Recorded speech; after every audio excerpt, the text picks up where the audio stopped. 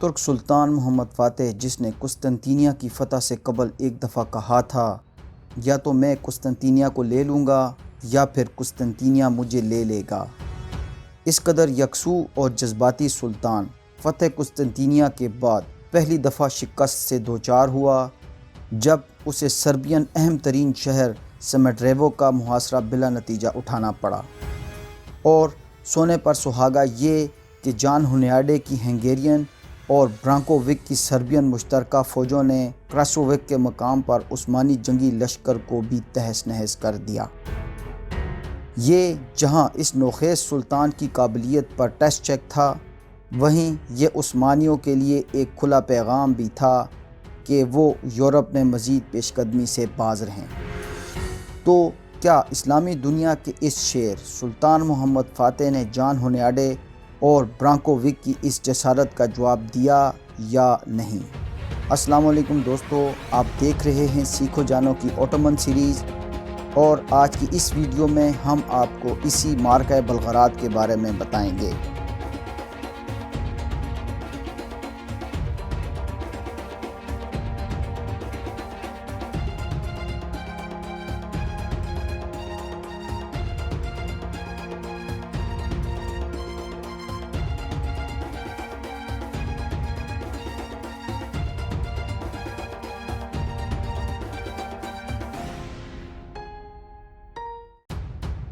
اکتوبر 1454 میں جان ہونیاڈے اور برانکووک کی مشترکہ فوجوں نے کراسووک کے مقام پر عثمانی لشکر کو تہس نہس کر دیا۔ اس کے ساتھ ساتھ میدان خالی دیکھتے ہوئے جان ہونیاڈے نے عثمانی سرحدی شہر ویڈن کو بھی تباہ و برباد کر دیا۔ یہ سب کچھ کرنے کے بعد جان ہونیاڈے اپنے جنگی مرکز بلغراد واپس آ گیا اور اپنی پوزیشن مضبوط کر کے سلطان محمد فاتح کی طرف سے اب جوابی کارروائی کا انتظار کرنے لگا۔ سلطان محمد فاتح یہ بات بخوبی جان چکا تھا کہ اگر سلطنت کے جنوب مغربی علاقوں پر اپنی گرفت کو مضبوط کرنا ہے تو بلغراد کو ضرور حاصل کرنا ہوگا۔ جون 1456 میں سلطان محمد فاتح نے ہنگری کے جان ہونیاڈے کے خلاف ایک جنگی مہم کا آغاز کیا۔ ایسا لگتا تھا کہ ایک اور صلیبی جنگ کا آغاز ہو جائے گا، مگر ہنگری کی اسے صلیبی جنگ میں تبدیل کرنے کی کوشش ناکام رہی، کیونکہ اس جنگ کو جو شخص صلیبی جنگوں میں تبدیل کر سکتا تھا وہ تھا پوپ نیکولس V، مگر پوپ نیکولس V کا 24 مارچ 1455 میں انتقال ہو چکا تھا۔ 1455 کے اختتام تک جان ہونیاڈے نے اپنی استطاعت کے مطابق بلغراد کے دفاع کی تیاری شروع کر دی۔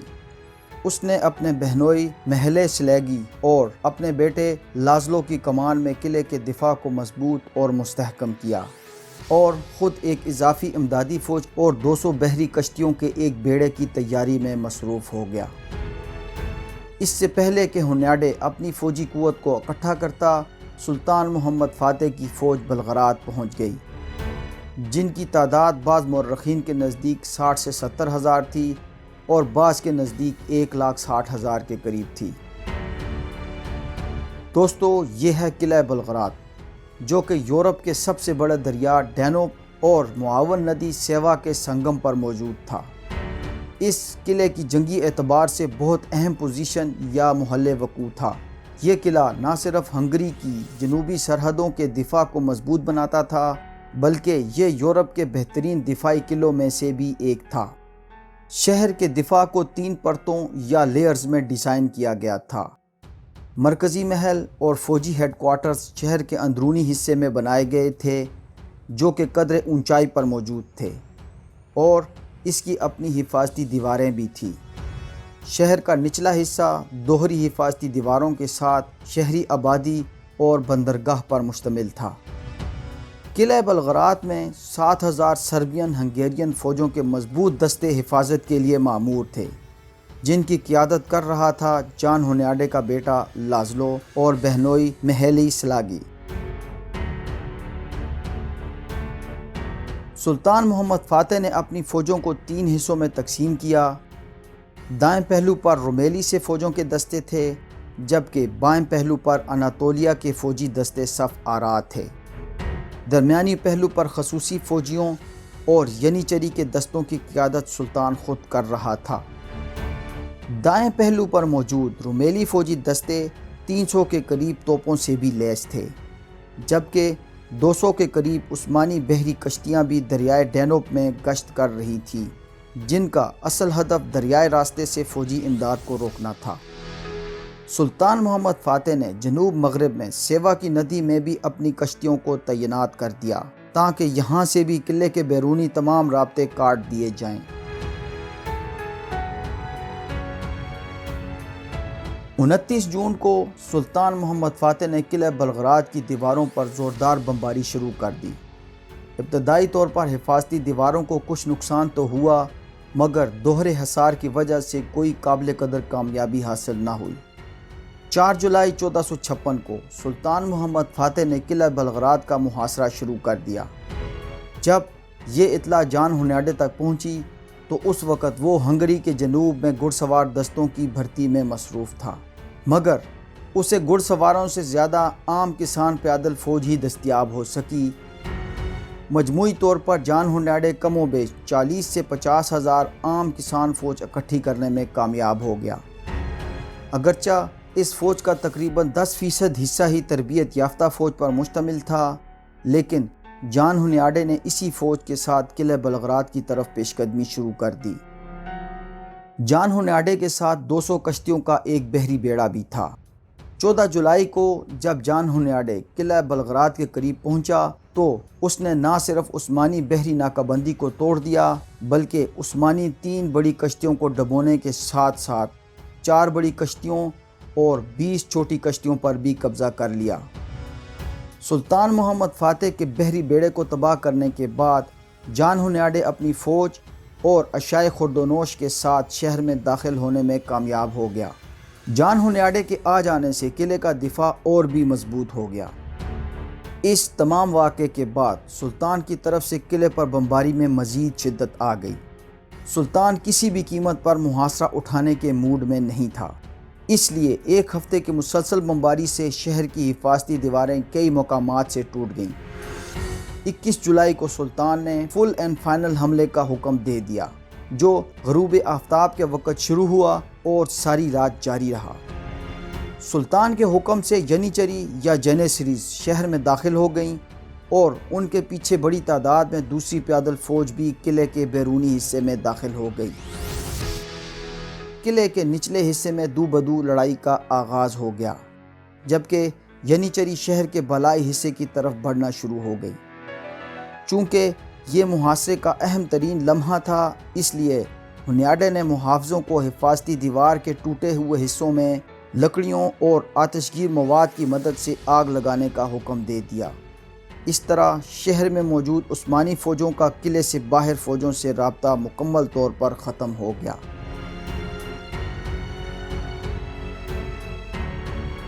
ینیچری کے جو فوجی شہر کے بالائی حصے میں پہنچ چکے تھے، ان کو مہیلی سلاگی کے فوجیوں نے گھیر لیا اور ایک شدید لڑائی کا آغاز ہو گیا، اور جلد ہی اس لڑائی میں سلاگی کی فوجیں غلبہ حاصل کرنے لگی۔ قلعہ بلغراد کے نچلے حصے میں بھی عثمانی فوج کو باہر سے مزید کمک نہ ملنے کی وجہ سے شکست کا سامنا کرنا پڑا۔ شہر کے نچلے اور بالائی دونوں حصوں میں عثمانی فوج کا بھرپور قتل عام کیا گیا۔ یہ عثمانی فوج کے لیے ایک بہت بڑا نقصان تھا۔ اس ابتدائی کامیابی سے ہنگیرین اور سربین فوجوں کے حوصلے مزید بلند ہو گئے۔ اگلے دن محاصرے نے اس وقت ایک غیر متوقع صورتحال اختیار کی جب عام کسان ہنگیرین فوجوں کے ایک گروہ نے، جن کے حوصلے پہلے ہی بڑھ چکے تھے، نے اپنی اعلیٰ قیادت کے حکم کے بغیر ہی عثمانی فوجی کیمپ پر لوٹ مار کی غرض سے حملہ کر دیا۔ اسی اثنا میں قلعے سے باہر موجود اضافی عام کسان فوجیوں نے بھی دریائے سیوا کے اس پار سے عثمانی بائیں پہلو پر عقب سے حملہ کر دیا۔ اس طرح عثمانی فوج کا بایاں پہلو دونوں اطراف سے ہنگیرین کسان فوجوں کے گھیرے میں آ گیا۔ عثمانی فوج جو کہ رات کے ناکام حملے سے کافی منتشر ہو چکی تھی، وہ بھی اس دو طرفہ حملے کو روکنے میں ناکام ہو گئی۔ شہر کے بالائی حصوں سے جان ہنیاڈے یہ سب مناظر دیکھ رہا تھا۔ اس قیمتی موقع سے فائدہ اٹھانے کے لیے جان ہونیاڈے بھی اپنی فوج کے مزید دستوں سمیت عثمانی فوج پر حملہ آور ہو گیا۔ اس غیر یقینی اور اچانک حملے کے لیے عثمانی فوج کا بایاں پہلو بالکل بھی تیار نہیں تھا، تو اس صورتحال میں بہت سے عثمانی سپاہیوں کے حوصلے پست ہو گئے اور بہت سے گھبراہٹ میں بھاگنے لگے۔ سلطان کے تقریباً 5000 جینیسریز یا ینیچری فوجیوں نے خوف و ہراس کو روکنے اور کیمپ کو دوبارہ حاصل کرنے کی بھرپور کوشش کی، لیکن اس وقت تک جان ہونیاڈے کے فوجی دستے بھی اس غیر منظم جنگ میں شامل ہو چکے تھے اور اس طرح عثمانیوں کی یہ کوشش ناکام ہو گئی۔ اب سلطان محمد فاتح اپنی فوج کے حوصلے بڑھانے کے لیے خود بھی اس جنگ میں کود پڑا۔ دوران لڑائی ایک تیر سلطان محمد فاتح کی ران میں لگا، جس سے سلطان زخمی ہو کر بے ہوش ہو گیا۔ جلد ہی زخمی سلطان کو میدان جنگ سے دور لے جایا گیا، جبکہ شام ہو جانے پر ہنگیرین اور سربین فوجیں دوبارہ اپنے قلعے میں آ گئیں اور رات کے حملے کے لیے پھر سے چوکس ہو گئیں۔ لیکن اس رات عثمانیوں کی طرف سے کوئی حملہ نہ کیا گیا، بلکہ اندھیرے کی آڑ میں عثمانی اپنے زخمی ساتھیوں سمیت محاصرہ اٹھا کر قسطنطنیہ واپس چلے گئے۔ اس جنگ میں عثمانیوں کے 20,000 فوجی اپنی زندگی کی بازی ہار گئے۔ یہ یورپی طاقتوں کے لیے ایک بہت بڑی فتح تھی، تاہم ہنگیرین نے اس فتح کی بہت بڑی قیمت ادا کی۔ جان ہونیاڈے تو عثمانیوں کا پیچھا کرنے کے لیے بےتاب تھا، مگر جلد ہی کیمپ میں طاعون کی وبا پھوٹ پڑی اور ہزاروں ہنگیرین فوجی اس وبا سے مارے گئے۔ ان مرنے والوں میں سے ایک جان ہونیاڈے خود بھی تھا، جو کہ 11 اگست 1456 کو محاصرہ بلغراد کے صرف 3 ہفتوں بعد ہی اپنے انجام کو پہنچ گیا۔ بلغراد پر قبضے کی ناکام کوشش نے عثمانیوں کی یورپ میں پیش قدمی کو کئی دہائیوں کے لیے موقوف کر دیا۔ زخمی سلطان تو قسطنطنیہ واپس لوٹ گیا، جبکہ بلغراد کے ناکام محاصرے سے برانکووک کا سربیا پر کنٹرول مضبوط ہو گیا، لیکن یہ کنٹرول زیادہ دن نہ رہا۔ جلد ہی 24 دسمبر 1456 عیسوی کو برانکووک کا بھی انتقال ہو گیا۔ برانکووک کے انتقال کے بعد اس کی بیوہ اور بچوں کے درمیان تخت کی رسہ کشی کا آغاز ہو گیا، جس نے ایک دفعہ پھر سے عثمانیوں کو سربیا پر قبضے کا موقع فراہم کر دیا۔ برانکووک کے سب سے چھوٹے بیٹے نے اپنی والدہ کو زہر دے دیا، اپنے بھائیوں کو جلا وطن کر دیا اور خود سربیا کا حکمران بن گیا، لیکن جلد ہی وہ خود بھی مر گیا۔ اب پھر سے سربیا کے حالات خراب ہونا شروع ہو گئے۔ اس کشمکش میں سب سے بڑے بھائی اسٹیفن برانکووک نے دوبارہ تخت حاصل کر لیا، لیکن مارچ 1459 عیسوی میں اسے بھی معزول کر دیا گیا۔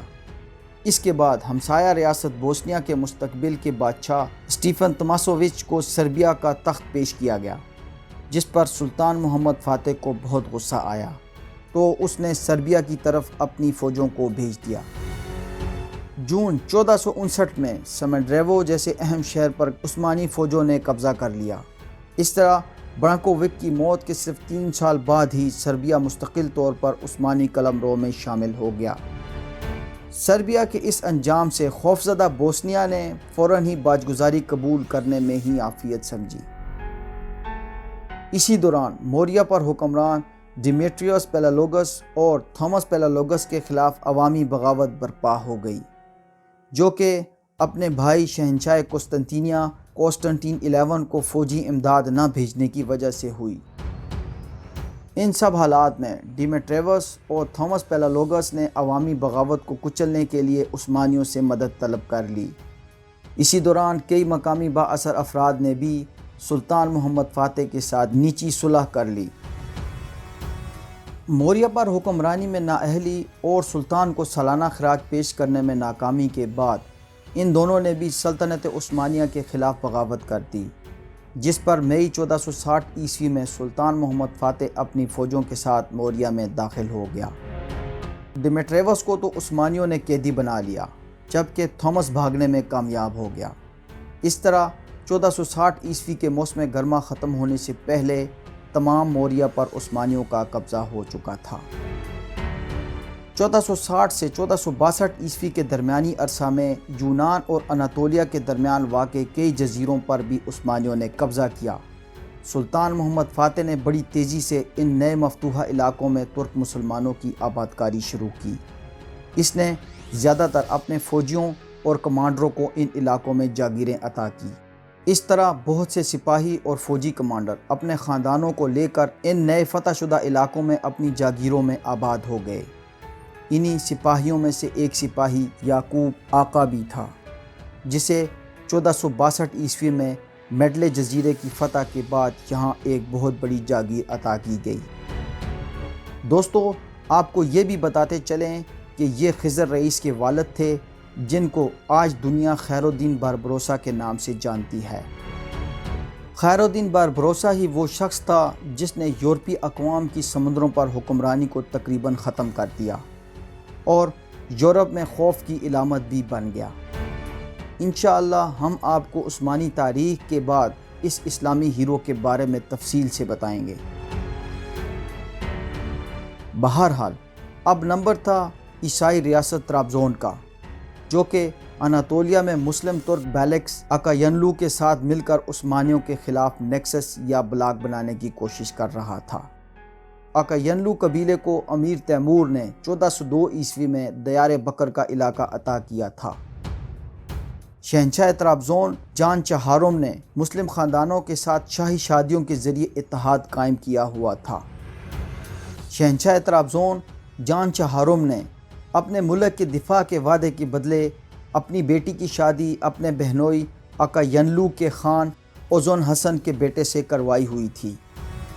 اس عیسائی ریاست نے سینوپ اور کرمانیہ کے علاوہ جارجیا کے بادشاہوں اور شہزادوں سے بھی حمایت حاصل کر رکھی تھی۔ 1459 عیسوی میں شہنشاہ طرابزون جان چہارم کا انتقال ہو گیا۔ اس کے بھائی ڈیوڈ نے جب تخت طرابزون کی بھاگ دوڑ اپنے ہاتھ میں لی تو اس نے سب سے پہلے یورپی طاقتوں سے عثمانیوں کے خلاف مدد کے لیے سازشوں کا آغاز کیا، جس میں سب سے گھناؤنی سازش تھی مل کر یروشلم پر دوبارہ سے قبضہ۔ سلطان محمد فاتح کو جب ان سب معلومات کی اطلاع ملی تو وہ آپے سے باہر ہو گیا۔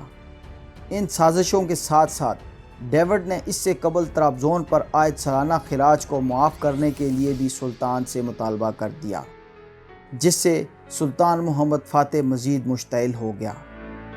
جلد ہی 1461 کے موسم گرما میں ڈیوڈ کی اس سازش کے جواب میں سلطان محمد فاتح ایک بڑی فوج کے ساتھ بروسا سے چل پڑا، جبکہ عثمانی بحریہ سمندری راستے سے طرابزون کی طرف روانہ تھی۔ سب سے پہلے سلطان محمد فاتح نے سینوپ پر اچانک چڑھائی کر دی، جس کے امیر نے جلد ہی ہتھیار ڈال دیے۔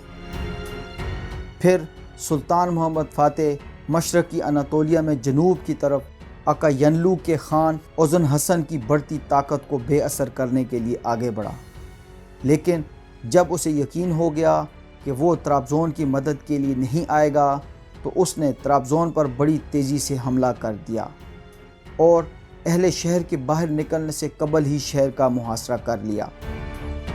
ایک ماہ کے محاصرے کے بعد ڈیوڈ نے 15 اگست 1461 کو ہتھیار ڈال دیے۔ اس طرح بازنطینی امپائر کی آخری آزاد باقیات یا نشانی طرابزون کا بھی خاتمہ ہو گیا۔ سلطان محمد فاتح ابھی اس مہم جوئی سے واپس قسطنطنیہ پہنچا ہی تھا کہ اس کے لیے ایک اور محاذ کھل گیا، جو کہ اب ولاچیا کے شہنشاہ ولاد ڈریکولا کی طرف سے تھا۔ شہنشاہ ولاچیا نے نہ صرف سالانہ خراج دینے سے انکار کر دیا بلکہ عثمانی علاقے بلغاریہ میں داخل ہو کر 20,000 سے زائد ترک شہریوں کو قتل بھی کر دیا۔ دوستو، یہ سب سلطان محمد فاتح کے لیے کھلا چیلنج تھا۔ سلطان محمد فاتح نے شہنشاہ ولاچیا ولاد ڈراکولا کی اس جسارت کا کیسے جواب دیا، یہ سب کچھ ہم آپ کو اس اوٹومن سیریز کی اگلی ویڈیو میں بتائیں گے۔ دوستو، ہمیں امید ہے کہ آپ کو ہماری یہ کاوش پسند آئی ہوگی۔ اگر ایسا ہے تو ہماری حوصلہ افزائی کے لیے ویڈیو کو لائک اور چینل کو سبسکرائب کریں، دوستوں میں شیئر کریں اور کامنٹس کے ذریعے ہمیں اپنی قیمتی آراء سے ضرور آگاہ کریں۔ اپنا بہت بہت خیال رکھیے گا۔ اللہ حافظ۔